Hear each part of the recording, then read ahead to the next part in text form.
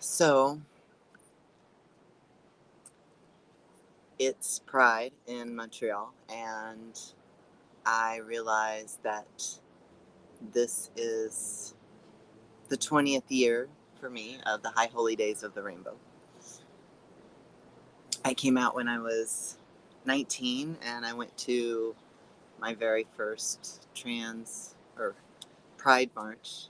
Um, let's see, in Atlanta in 2020.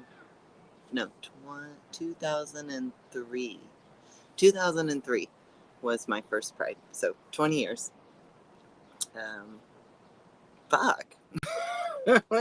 When did that happen? One thing that I've learned is that some years I'm all in for the celebration. I need that. My heart needs that. That's where I'm at. That's what I have to put forth. That's what I need to receive. Some years it's more of a space for me to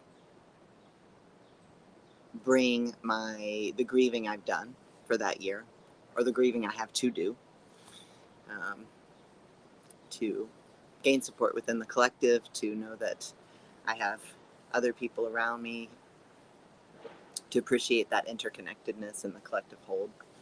And some years it's more about bringing my own self-appreciation of the work I've done to be able to continue to show up in my queer fullness.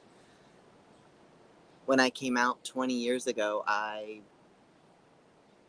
my entire world imploded. That's a nice way to put it. Very tight nutshell of an acorn there, but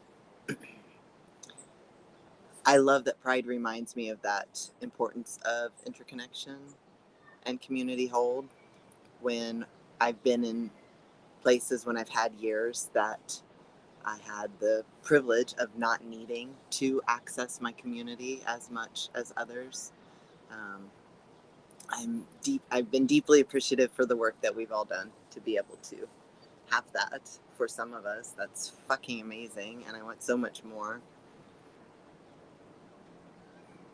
Some years it's more of a mix, though. This year feels like more of a mix. 20 years is like a milestone of sorts, I could call. Um, and I've enjoyed going to several Pride events, and I'm looking forward to Perversity events coming up and being a part of these and those. And also, I've had this waterproof jacket on, I might say, of like wanting to feel the rain on my body, the rain of joy and happiness and pleasure, and also not able to feel that seeping into my skin. And part of that is me learning to navigate the holding of all of the trauma support care that I do within my community. And part of that is a major life transition that I made this past year that has deeply affected the way in which I'm able to show up for my community, thankfully. Um, and part of that is the recognizing that 20 years ago, my world imploded when I turned towards this understanding of myself and embraced it. And that's mostly joy, and there's grief, multiple truths, and holding a lot of complexity there. So I'm wondering, what is your favorite part of Pride? Where is an area in which you hold a lot of joy and appreciation, but also complexity? I know for a lot of people that can show up in the parade because it can be so capitalist. A lot of people hold a lot of complexities there.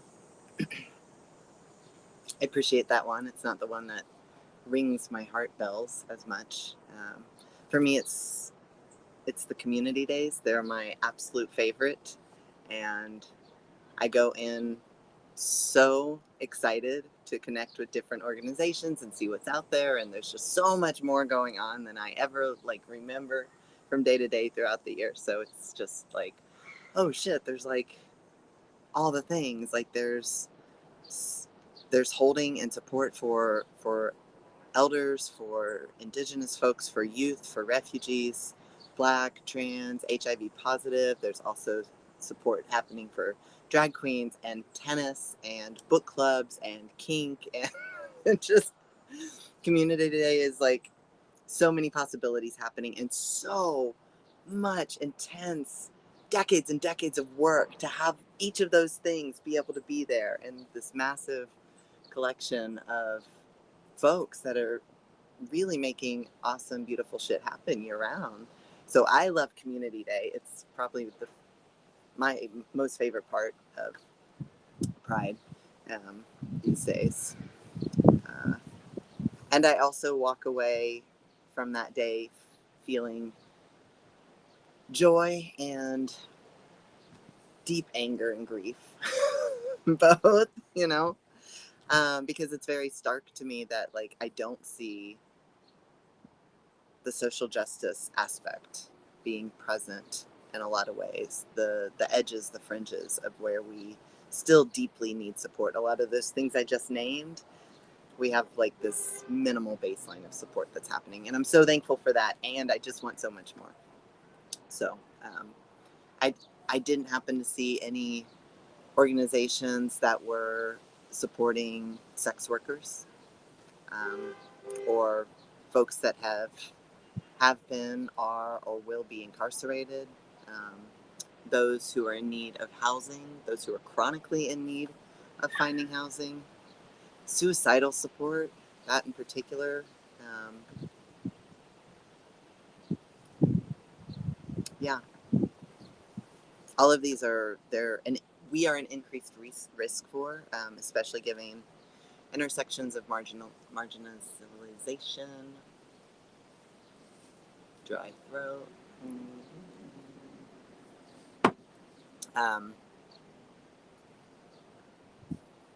And I appreciate that anger and that grief. For me, that's fuel. Like those are challenging emotions that I, for the most part, most of the time, really can alchemize into action and love.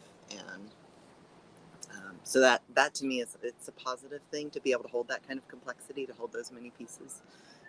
And I want so many more of us to be able to hold the complexity within Pride of seeing and celebrating the actions that have been done and noticing who's not at the table, noticing what chairs are empty, what chairs weren't brought up to begin with, what chairs are actually been purposefully excluded,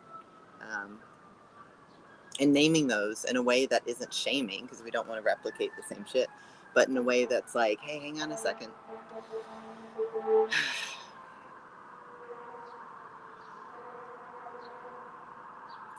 So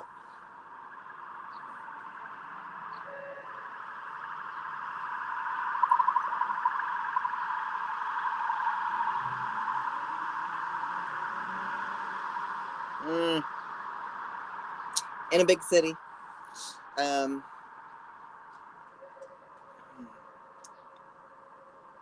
too apropos. So back to my question, what about Pride do you love in its complexity? What do you appreciate being able to notice where you want something different? Being able to notice when you have a no. Being able to notice when you're like, these kind of things. What is it about Pride that gives you pause, where you can appreciate that pause and not just want to fight against it? That can come too. But I think the practice of being able to hold the multiplicity of appreciating and loving Pride and also wanting to see something different and more. I'd love to just hear what yours are, because I'm sure they're different than mine. You know, we've all been affected by different things. You know, sex work, homelessness, suicidality. Like these are three that have deeply affected me in my personal life and my coming out. Domestic violence, another one. I didn't name and I should have. When I came out, I went to a domestic violence shelter because I was being beaten by my girlfriend.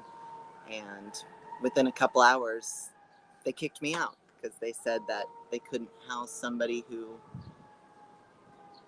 was not being harmed by a man, a woman who was not being harmed by a man. I was no longer welcome in that domestic violence shelter. and the other 3 I called affirmed that they were going to be the same. So many of us have been deeply impacted in that way. I would have loved to seen organizations who are talking about domestic violence within our culture. I turned to sex work for many years, and we have some really incredible sex worker organizations here, especially trans, and it would be so gorgeous to see space made to offer and give them room to show up. Similarly with homelessness, especially trans people, so often shelters are divided by gender. That's a big fucking problem, as you can imagine. Similarly with incarceration. And suicidality is such a huge, what is it? Like, I read a stat that's like 4% of the population, but like 46% of trans folks have suicidality. Like, y'all, the fuck? Yes, I want to celebrate, and I want to celebrate that we notice these things are still of need and support. I want to celebrate that we notice. So where's that blending to be found? That we're naming and pointing resources in that direction and spending time giving to these organizations, whether it's your money, your time, or your life.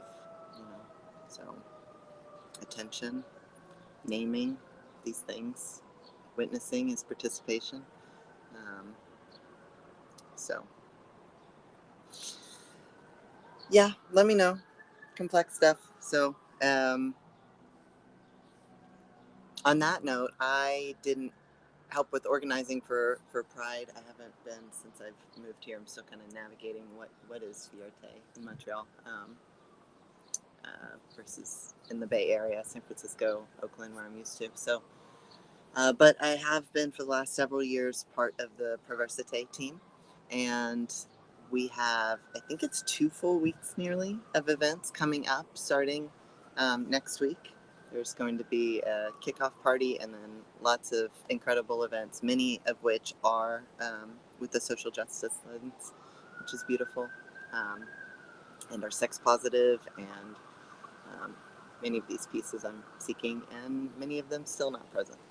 So I'll be hosting a scar care panel. I'll be part of hosting collectively with 3 other amazing practitioners, a scar care panel, celebrating the resiliency of collective care.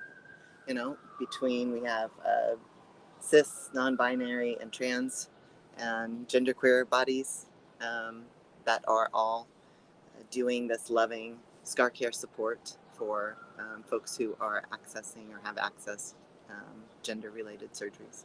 So come check out that if you're in town, and I'm hoping to find somebody who can live stream that for us. So if you know how to do that and want to come set that up for us, that would be amazing. Allyship support, thank you. And then I've got 2 spots for August and September each for trans feminine scar care for bottom surgery. And this is what I offer. It's totally free, and it's 6 weeks. And we go through a whole collection of support, everything from starting with building connection and trust and practicing your voice and asking for what you want and noticing what's going on in your body and being able to name that for me so that we can learn to work together to connect with the scar care that you need individually for your body.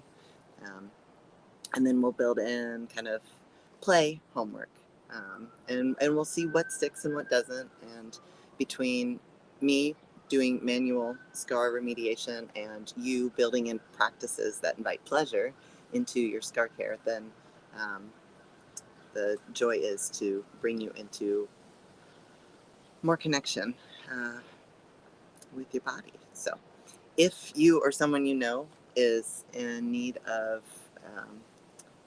bottom surgery scar care, It doesn't have to be trans feminine. It's just that I've only had vaginoplasty clients at this point, but I'm happy to take the whole array of many other options that are out there. So, but these spots are for folks who are multiply marginalized. And I have sliding scale pay what you can spots for folks who are not this, but also need that support. So reach out to me. I love making trades in support. So if we can do that, that's awesome. So yeah, I'm not going to the Pride Parade today. After 20 years of Pride, I'm taking a break this year, and I'm going to play my ukulele and enjoy the flowers and appreciate all of the collection of people that are coming together today. So I hope y'all have safe and awesome fun out there. Yeah, I'll see you around. Love y'all.